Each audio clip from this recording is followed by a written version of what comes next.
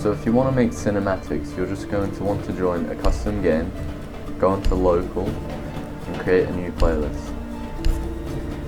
And so in this case, we're just going to go to normal, and you can call it whatever you want. I'm just going to call this test 1. Click add a match. You can choose what map you'd like to do your cinematic on. So in this case, for bank, you can choose between day or night. However, something like canal, you can only keep it as day. You're going to want to go into game mode settings, and you're going to want to change it and reduce the prep phase time, up the action phase time, and click save playlist. Then you're going to want to join your playlist, create as a player, and click start now. Then you can choose a spawn point based on how close it is to your cinematic spot. Say for example, if I wanted to shoot open area, I'd go to alley access. Then you're almost always going to want to choose fuse or somebody else who has a gadget that is very low on the screen. So I'll show you what I mean by that. Okay, and this is where the prep phase timer comes in. 10 seconds before insertion. So as you can see, it goes down easily from 15 seconds. 5 whereas seconds if you before had it on insertion. 45 seconds, it would waste a lot of time. If you switch your gadget, not only does it not have a cursor, the gadget itself actually stays below the hotbar at the very bottom, which means anything in between the top and the bottom is now shot as a cinematic. So if you want to shoot better cinematics, one thing you can do is you can lower your DPI. For example, my DPI is fairly high at the minute, and so it's not very smooth. And one way you can do this is by turning down the DPI on your mouse button.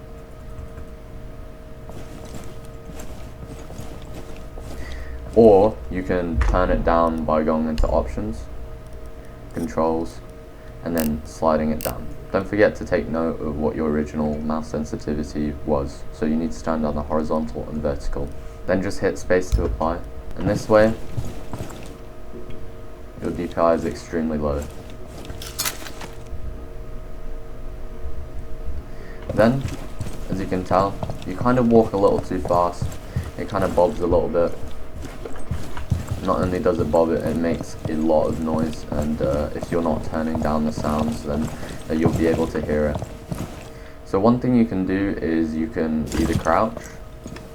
This will make things slightly quieter, and it changes your perspective.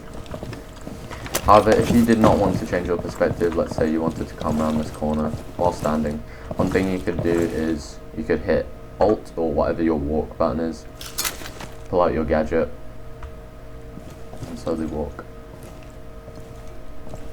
Another thing that I really recommend is don't take corners too close. And what I mean by this is, because of the nature of Fuse's gadget, if you're far too close to an object, it's going to say unbreakable surface, and this really ruins the edit.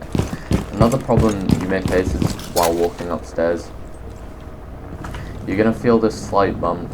Typically you're going to want to shoot cinematic shots while going down or upstairs. So say for example you don't want to be starting here and then going down, because you're going to almost feel this slight bump where you transition from platform to stair. So again, you're just going to want to step back, so then there's no vault animation, there's no vault prompt. Pull out your gadget, press your walk button, and slowly go down the stairs.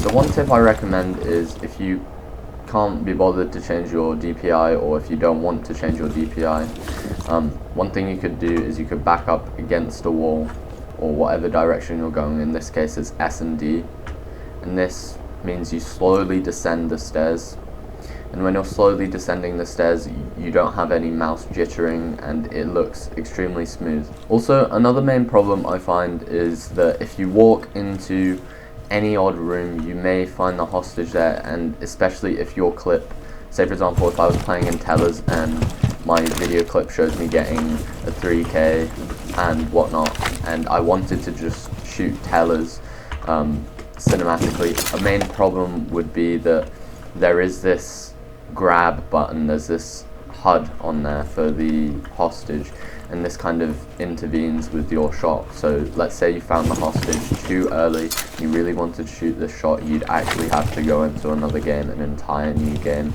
and just pray that the hostage doesn't, you know, ruin your shots. Okay, so that was how to do cinematics. It was extremely brief, and I just hope that you found it useful. That's typically how I shoot my cinematics, and I really do hope that Siege does incorporate a new feature whereby you can watch back games and you can do cinematics. It would make editing a whole lot easier.